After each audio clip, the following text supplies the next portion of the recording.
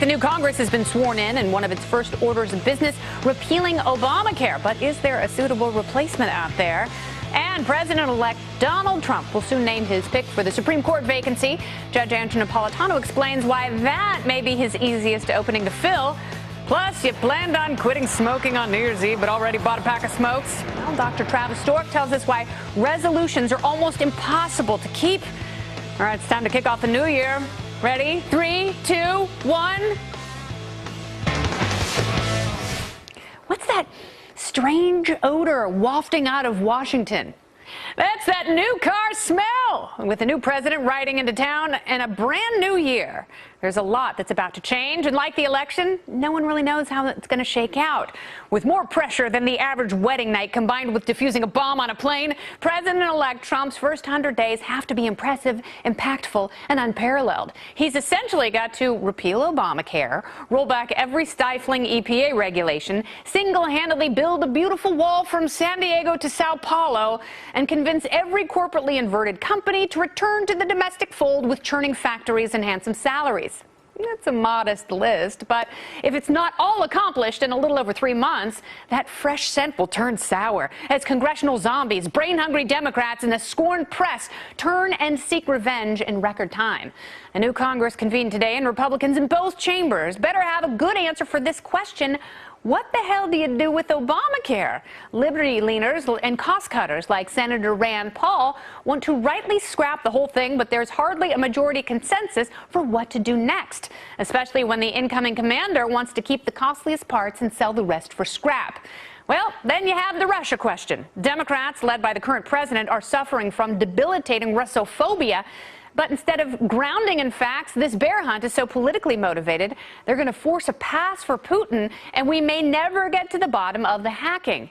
And is Russia really our ally, or a backstabbing frenemy trying to knock the new guy off his wobbly perch?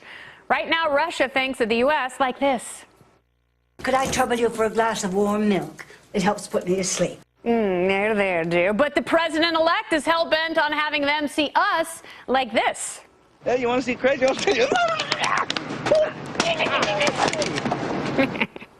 one good thing that comes from all of this, at least for those with an anti-authority streak, is the promise of unorthodoxy. And people are terrified of Donald Trump's brand of unconventionalism. It will be, if nothing else, wildly entertaining to see this guy get a little crazy. Crazier here. Very happy. I'm Kennedy.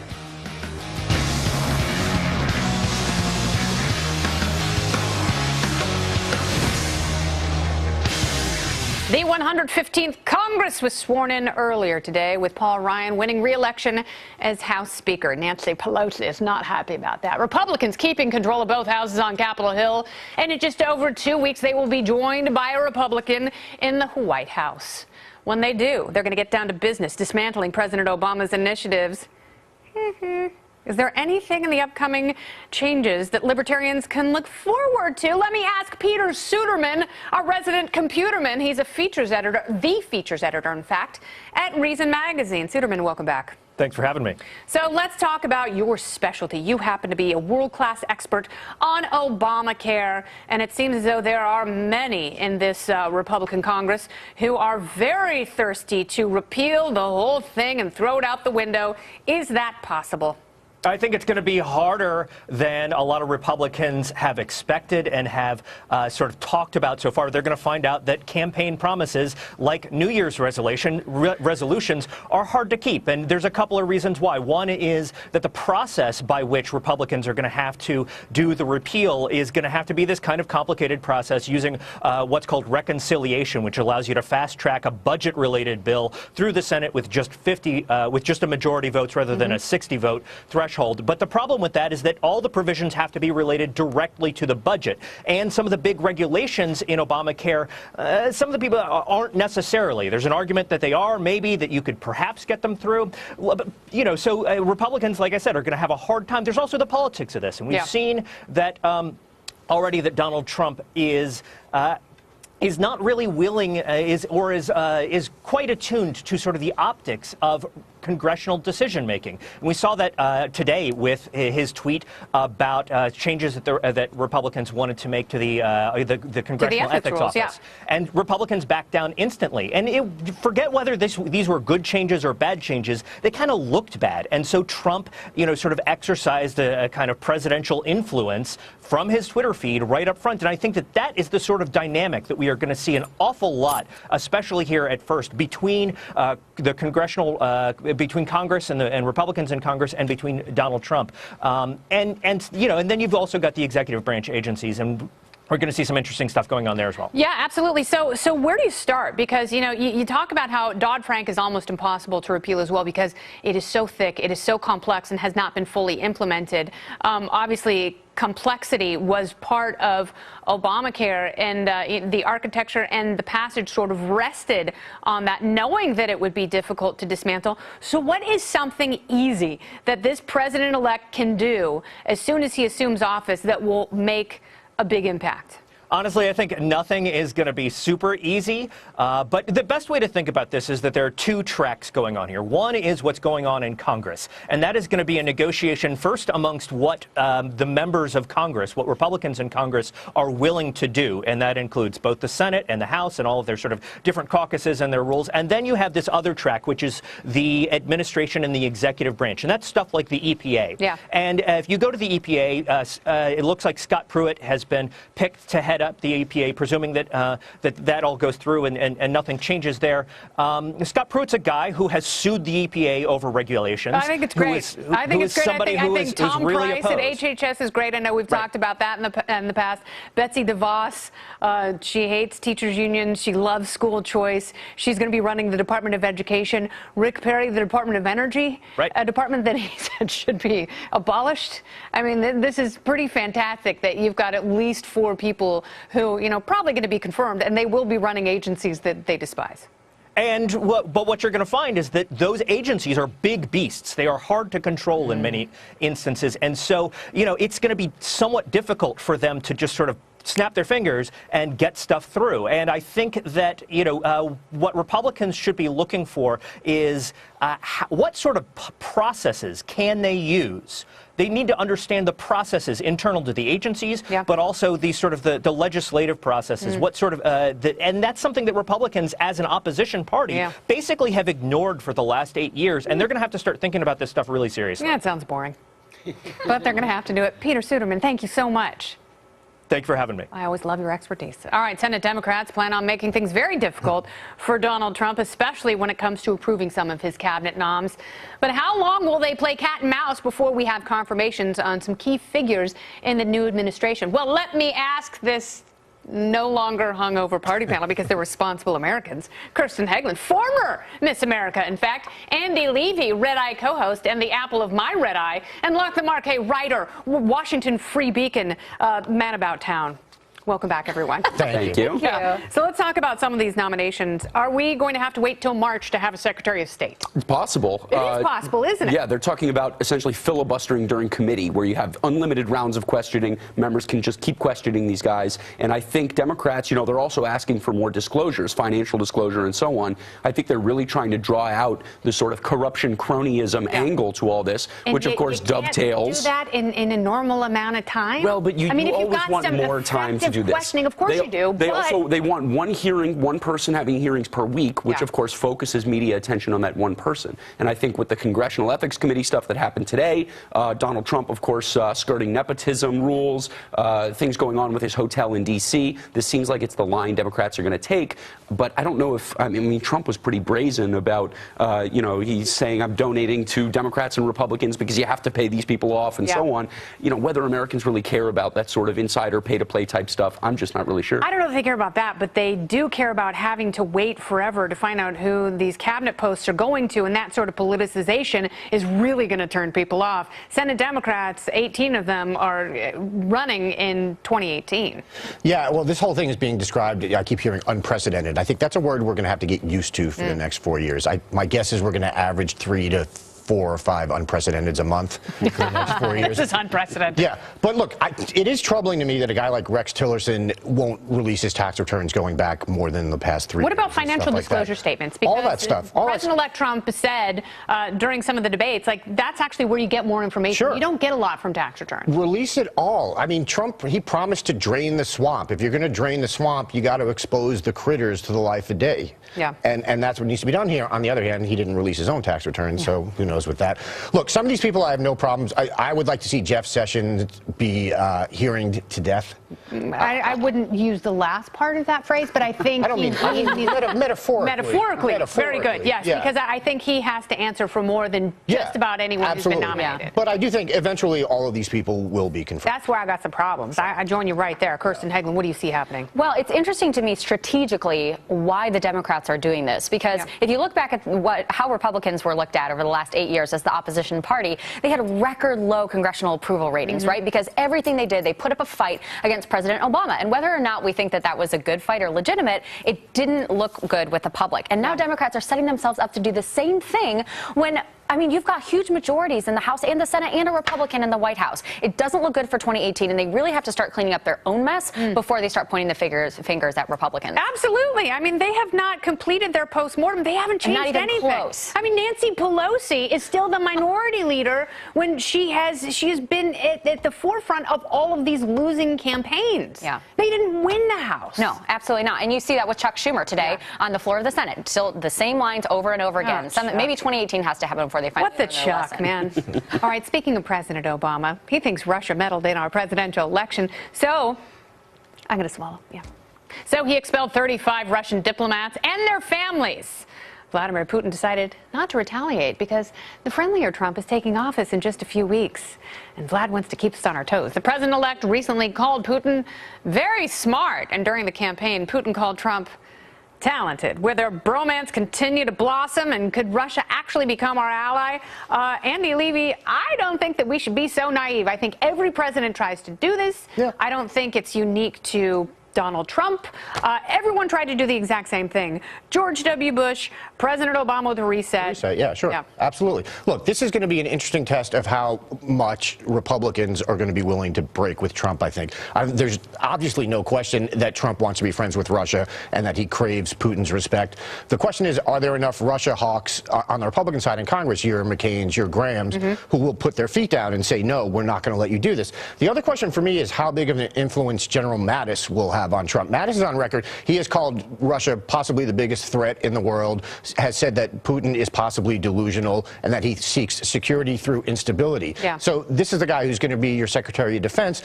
The question is, will Trump listen to him, or is Trump just going to go his own way on this? So what happens? I mean, is this the big fisher in the Republican Party? I think a good analogy would be to say I think Russia could be to Trump as Iran is to Obama, and that is someone who we're trying to sort of realign our interests in a region around. Clearly, Trump sees Russia as a potential ally in the fight against ISIS, but it becomes a very partisan issue, obviously, and Democrats, I mean, it's, this is like Reagan-era Republicans talking about Russia. That's exactly right. I mean, that's what it seems like. It's a very retro feel to this anti-Russianism, which I don't think you should trust Putin. I don't think he's a good person. I don't think Russia is a great ally. I think they've done some heinous things in Georgia and Ukraine and even in Chechnya and, my God, in Syria. And this is just the most recent atrocities. And the fact that people can turn a blind eye to this playing domestic politics is unsettling. Well, I think if Trump sees an overarching strategic interest in realigning along the lines of Russia as opposed to, the Baltic states, NATO, Eastern Europe, I mean, I think that's a serious problem, but I think you can draw direct parallels to what we're doing with Tehran right now. There's also a way to play good cop, bad cop here, right? With Donald Trump, and this just plays to his ego. He wants to be liked, he wants to be admired, and so he can do the Trump is very smart on Twitter thing, while GOP, in the House is taking this stronger line. So I don't think there's anything real strategic going on from Donald Trump's point of view right now, other than to be able to say, I'm going to have my viewpoint. Republicans Republicans can come at it from this angle, and we'll just reassess this relationship in reality, because we have to remember, he's not even actually president yet. Donald Trump is not. So things are going to change once hard realities on the ground actually set in for both leaders. Well, we also have to see if there are going to actually be hearings into whether Putin was behind the hack of the. Well, let's just move on. We have to figure it out. Let's move on. I mean, that's one of those things where if it's that serious, if you're going to order sanctions, you have to wait for the final report and really, really figure it out, because it can be incredibly nefarious. The party panel is returning a little later, thank goodness. WikiLeaks founder Julian Assange explains why he thinks the Obama administration can't get over the drama of the hacked DNC emails. But first, Donald Trump wants to quickly choose a Supreme Court justice. But will the battle over the confirmation be a breeze compared to future court picks? I'm going to ask Judge Andrew Napolitano. He's coming up next to hear.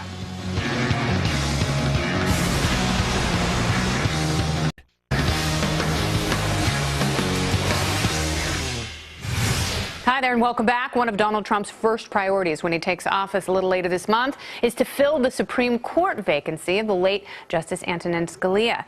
But it's the president-elect's pick for the next potential vacancy that may have a bigger, longer-term impact on the highest court in the land. Here to break it down, it's Fox News senior judicial analyst, Judge Andrew Napolitano. Welcome back, Judge. Hey, Happy New Year, Missed you kiddo. for a couple weeks. Yes. So glad to have you back in action. Thank you. So what kind of a jurist do you think is going to replace Justice Scalia, who is obviously irreplaceable, but will it be someone in that conservative originalist vein, do you think? Well, conservative and originalist don't always mean the same thing, without getting too into the weeds. A conservative in judicial circles is basically one who wants to maintain tradition and doesn't want to rock the boat and doesn't want surprises and wants people to be able to anticipate what the law will be and doesn't want judges to write new laws. An originalist is sometimes willing to rock the boat and change things, because an originalist believes that the meaning of the Constitution was established and fixed at the time it was ratified,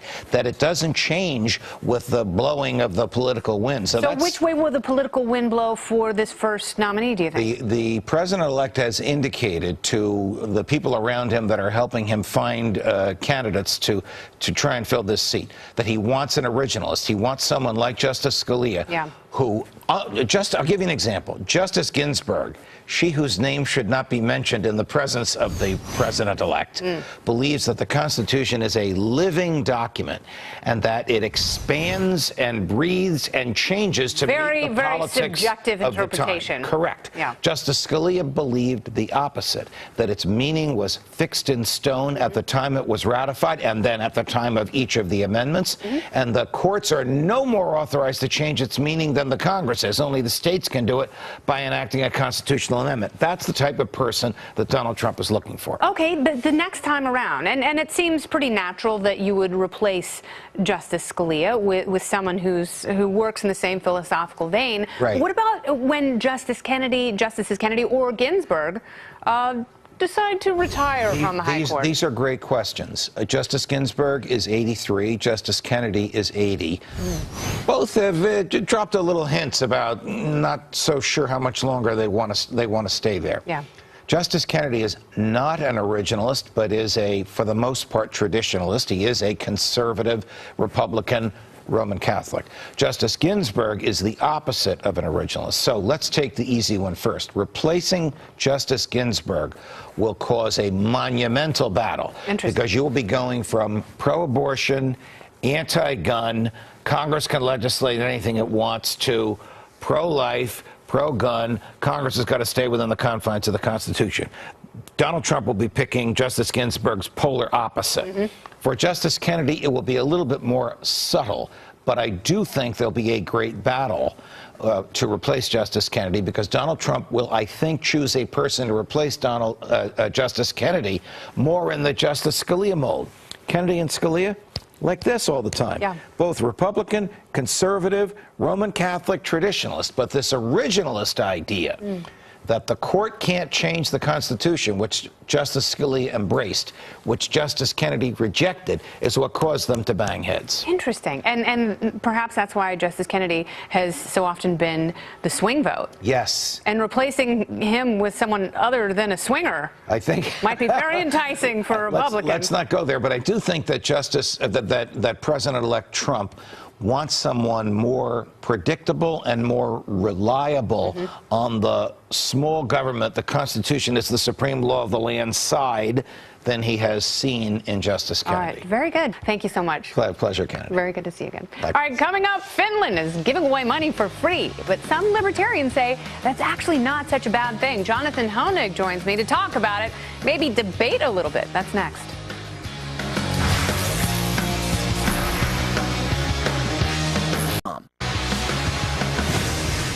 Well, it sounds like socialism at its worst. Finland's government has just rolled out an experiment where 2,000 Finnish citizens will receive about $600 a month deposited directly into their bank accounts.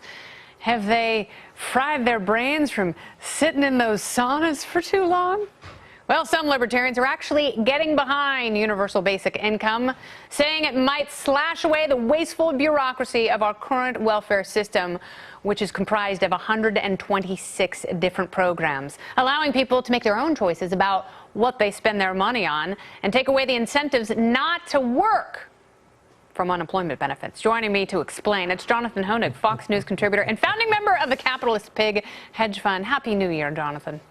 To you as well, Kennedy. Thank you. Thank you very much. So, you know, you have a few libertarian friends who are actually kind of wild about universal basic income. People like, oh, I don't know, Milton Friedman, Friedrich Hayek, Thomas Paine. They were all fans of the premise that you eliminate the entitlement state, but you do give some people basic income. Well, they're wrong. I mean, this is socialism. Universal income, guaranteed income, Kennedy, is socialism. It's taking people's money that they've earned by force and giving it to those who've not. So it's collectivism. It says that you owe society, and probably even more scary is that you have a right to others people's product of their label. It's immoral and it's destructive anywhere and everywhere it's ever been tried, most recently in everyday commonplace Europe. Yes, I know that they've tried something similar in Switzerland, and we'll see how this goes in Finland because they're trying it with 2,000 people for 2 years. And it's a pilot program, and they're going to see what they can do. I do This has think already been tried, but though, listen, Kennedy. you don't have anyone who's going to tackle entitlement reform. We live in an entitlement state. All right, and if you have all of these various programs, whether it's SNAP or Medicaid, it ends up being such bureaucratic, bloated, wasteful programs. So libertarians are creating a new entitlement now. They're creating a universal income. So they're actually, Kennedy, they're legitimizing the very the idea of the entitlement state. It's called a negative tax. It's different, and it does not take away the incentive to work. And nor does it take away the income tax, which still remains a part of it. Why did Hayek love it, Jonathan Honig? I wish he was around to be interviewed, but you don't even have to look at the pilot program in Finland. You know, Kennedy, France has had a universal basic income since 1998. Yes, but have they gotten rid of entitlements? No, and their unemployment rate hasn't been below 8%. You don't just add to it, you scrap the whole thing, and you end up with a much smaller bureaucracy and paying a much, much lower number to people, and you solve one of our biggest deficit issues the world has ever known. And you basically legitimize the very anti-work, the very lazy entitlement mentality. With negative tax program, you don't. Well, when you say to somebody, well, we'll give you $2,000, and of course it's not free money, Kennedy. It comes from those of us who work. When you say, we'll give you $2,000 a year, you don't have to work, doesn't matter if you're jobless, just do your best. You don't think that's a disincentive? It's welfare by just another name. We know how successful that's been for the communities in which it's been tried. I don't think it's the worst idea in the world. And I think it's especially intriguing, given the number of profoundly high-profile. Can I have $2,000? Yeah, man. Is that all you want? Thought you were. PayPal me. Okay, I'll Venmo. Okay, bye. Coming up, with Donald Trump headed to the Oval Office, his successor in the Celebrity Apprentice boardroom has a new catchphrase to show failed contestants the door. But is it as good as the original? The panel returns to Judge Arnold after the break. Down on their knees.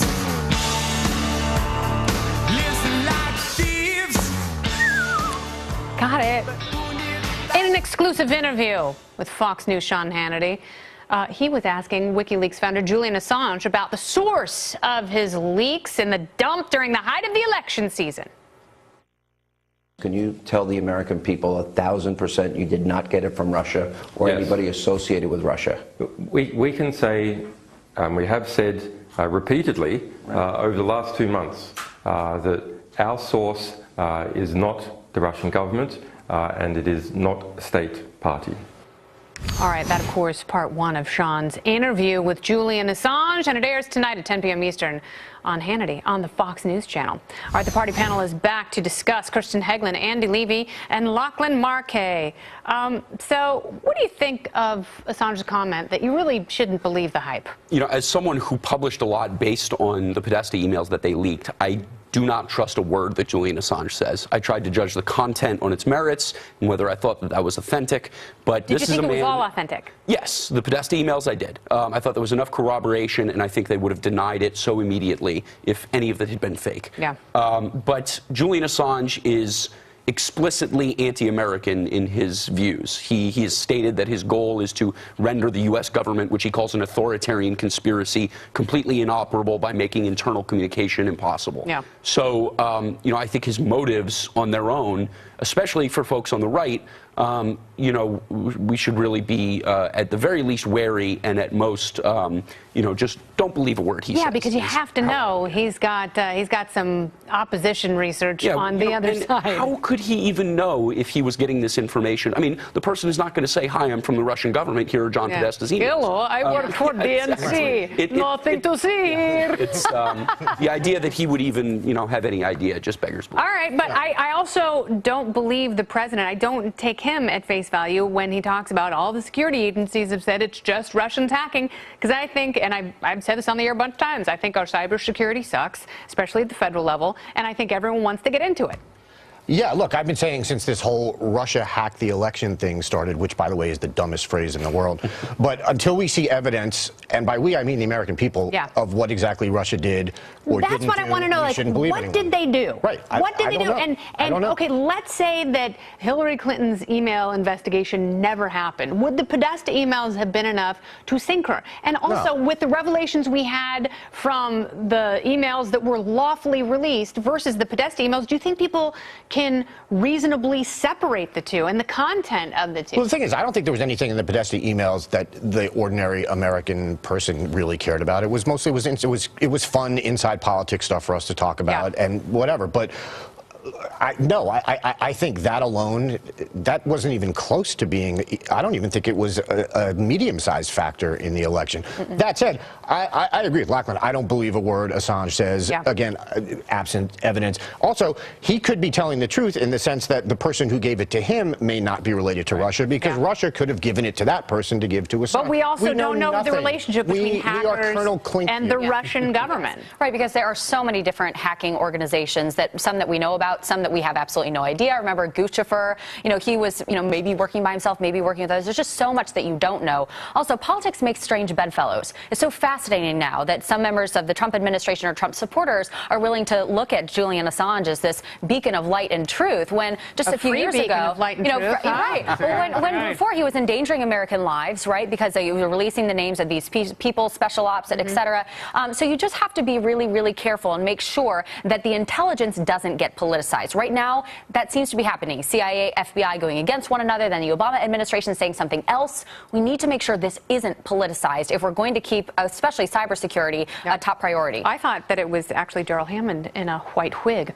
All right, speaking of foreigners, no one's heard from in a long time. Arnold Schwarzenegger made his debut as host of the new season of The Celebrity Apprentice. That happened last night. Households across the land waited by their TV screens with an intensity not felt since the O.J. Simpson verdict to hear what Arnold's new catchphrase would be. Therefore, Connie, you're terminated. Hasta la vista, baby. Boy, is this the best line Arnold could possibly use, or are we forgetting about the brilliant dialogue from Jingle All the Way? Kirsten, what do you think of this? I watched The Bachelor last night. I did not watch Celebrity Apprentice. Sorry. You can't do like wine and girlfriends with Celebrity Apprentice like you can with The Bachelor. It's just not the same. No, and I've got Dr. Travis Stewart coming up next. So. Exactly. See, it's a Bachelor alum. I know, right? Woo. Well, and interestingly enough, you know, it has to be a big ratings success for Arnold Schwarzenegger. And ABC, NBC, Bachelor performed 25% better against Celebrity Apprentice, even when Donald Trump was the host. So I don't know if they're going to. Andy Levy, what do you make of that? I don't make anything of it. I was watching football last night. I was hoping that the losers on Celebrity Apprentice would have to join the Mars One program, and then the catchphrase could have been "Get your ass to Mars." How amazing would that be? Especially an Austrian accent. Good. But I think You we mean would like all, the amazing one I just pulled off? we would all miss amazing. Carney Wilson. Would we? Yes. Lachlan would. If you say so. No, I'm hoping he can fit. What are some other classics? Get to the chopper. Yeah. And It's Not a Tumor. You mentioned Jingle All the Way. He's got to fit those in somewhere. Kindergarten Cop. Kindergarten Cop. Yeah, just not a tumor. Well, that's what it was. Yes, see, I got it. I'm Austrian. Thank you so much. What a great night. Happy New Year to everyone. Happy New Year. First show of the new year. Very good. Lachlan, Andy, and Kirsten. Coming up, everyone's making New Year's resolutions, but how many of them will last until February or even next week? Dr. Travis Stewart speaking of The Bachelor on why it's so hard to follow through with your New Year's goals. On the next camera.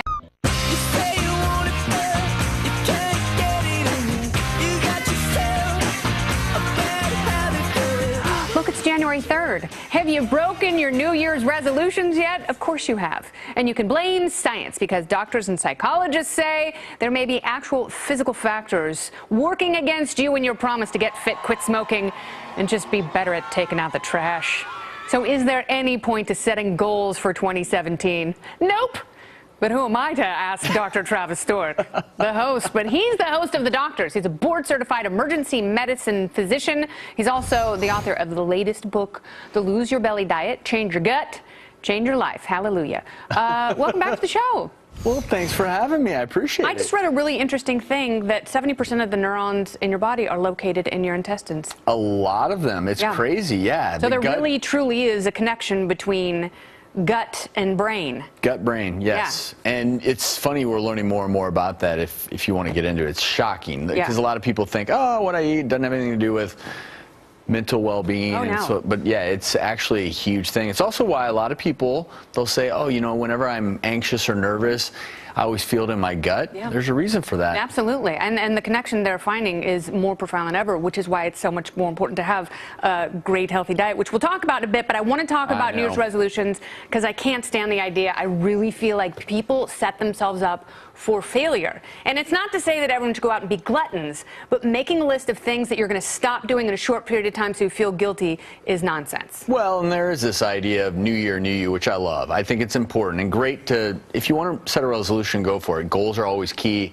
But I think, unfortunately, a lot of times people set unrealistic expectations. And too many of them. Too many of them. And they're too general. Yeah. And unfortunately, a lot of the new data, and you read this too, it's that people will set a resolution that they associate with something really negative. Like, oh, I'm going to eat healthier. Ugh.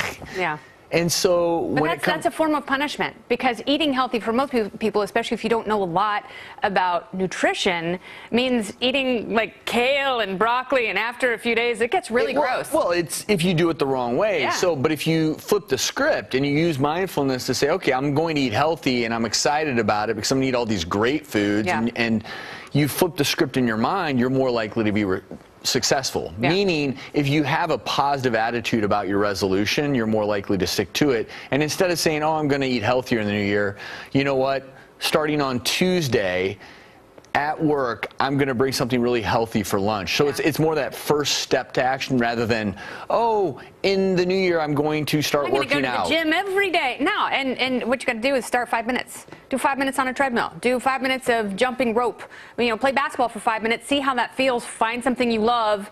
And then do more of that. Something that, if you can find enjoyment in it, you're more likely to stick to it. And the biggest thing I would say, and this is medically speaking, if you're not enjoying your resolution towards better health, which is one of the biggest resolutions, you're probably just not doing it right. Because whether it's being active or eating healthy, and I've learned this in my own life, you have to find a way to enjoy it. Amen.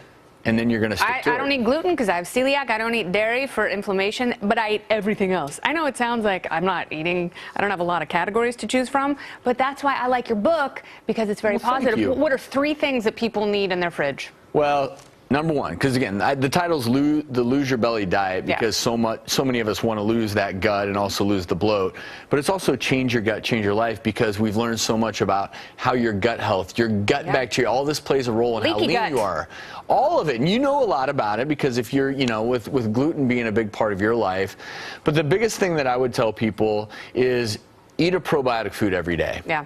And that can be having yogurt with live and active cultures, kombucha, which tastes like gross spoiled vinegar. I never really liked it. I've started to like it though, because of all the research I did for this book. Yeah. But even fermented sauerkraut, which again, love sauerkraut, big fan. Really good. Half Scottish, half Romanian. It's so can't get enough of it. Right? So shove it in my head hole. So yeah, if you eat one of those probiotic foods every day, and I talk about the good ones to go to in the book.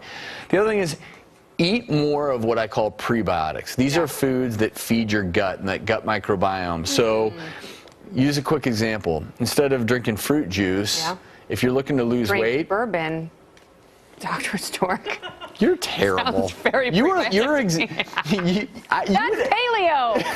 I didn't make it up. No, it's not going to work. I'm sorry. Won't work. It certainly does around 9 p.m. every night. Okay, but yeah, if you eat, for instance, raspberries or blackberries, there's 8 grams of fiber per cup. They still are nice and sweet. I'm a big fan of hemp protein. I have a hemp protein smoothie every day. Well, I have kale, blueberries, usually apples, cucumber, mint. You just made fun of kale. Hemp protein. You just made fun of kale. If you eat kale by itself, it's disgusting. I agree. If you add it with blueberries and mint and cucumber and apple and fresh squeezed orange juice, hello, is it me you're looking for? Yeah, it is. The Lose Your Belly Diet, Dr. Travis Stork, thanks for coming back. Well, thanks for having me. Next time you come, you should bring a cadaver. Yeah, a cadaver, and we'll drink bourbon? That's it's a bad call. Bad call. And we can say to life. It will be very symbolic. Thank you, Dr. Stork. Thank you. He secretly loved it. All right. Coming up, our killer butterfly is back on the loose and thirsty for human blood. Find out if your town has been hit and what you can do to protect yourself. Topical Storm is next. You may have a bruised liver and thousands in credit card debt if you did it right, but smile through the tears, my New Year's baby. At least we have this. And this is the Topical Storm. Topic number 1. Butterflies are the angels of nature, gentle creatures hand-painted by fairies who bring us good luck and a glimpse of heaven. Watch one child delight in having a butterfly land softly on his sweet chest. This video will warm your hardened soul. Enjoy.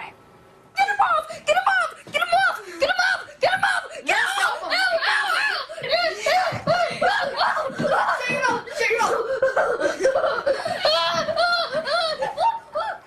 He said, ow! What is that butterfly doing to that poor child?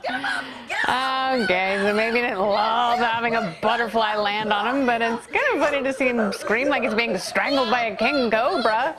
Get him off! Get him off! Get him off! I screamed that a bunch on my honeymoon. Butterflies. Topic number 2. In space, no one can hear you scream. And for this group of astronauts from the European Space Agency, no one can see a move. What are they doing up there? Dave? Yeah, the crew decided to take on the mannequin challenge, just like everyone else here on Earth. In outer space, however, the challenge part was undoubtedly being able to stay motionless without the assistance of our old pal gravity. Why this all looks very impressive, they certainly aren't breaking any new ground. Come on, let's not forget the very first intergalactic mannequin challenge.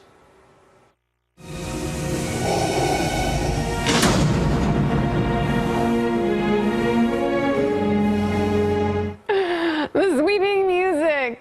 You love that, right? Carbonite. I know. Topic number 3. The news is so glum anymore. Can't we just enjoy an innocent video of a baby animal? introducing itself to a new element for the very first time. Ask and ye shall receive, my traumatized Liebchen. Here's a baby rhino in Iowa enjoying snow for the first time. Oh, look at him. He's just rolling around on it. He's even got a belly button. I didn't know rhinos had belly buttons. He does. Look at it. It's so cute. Oh, he's so sweet. He just wants to run and dance. He's like a puppy with really, really tough skin that's almost impossible to bite through. I remember when I enjoyed snow for the first time, but it wasn't frozen. We just snorted it out of our rhino horns. Called them nose boners. In a Latvian disco. And it was the 90s. The 1890s. It was legal then in Latvia. Topic number 4. No one but Anthony Weiner likes being caught with their pants down. And no one but Anthony Weiner likes to have that moment captured on camera, which is why this Japanese male model is probably dying a little on the inside. Click, click. Oh, model life is so luxurious. They don't even need to pull their own pants up. If you look closely, you can see all the dignity disappearing from the soul of the man trying to fix this fashion snafu. Keep your chin up as high as your waistline, little buddy. You're an essential part of this operation. Oh, there they go again. He had an enormous Schwanzstücke. Look at what happens when a model tries to take pant matters into his own hands.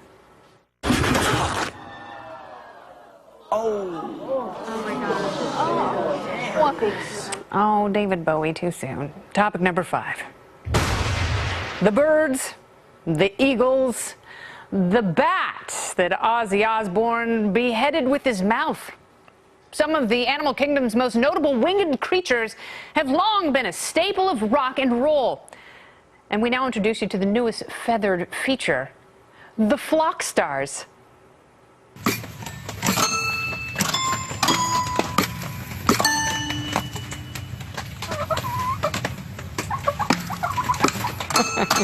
Rock out with your flock out.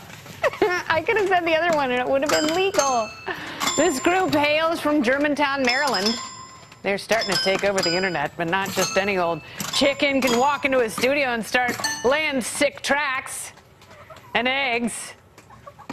The audition process is pretty grueling. However, the birds who didn't make it still have found a way to follow their passion for music. Oh, hey, didn't see you there.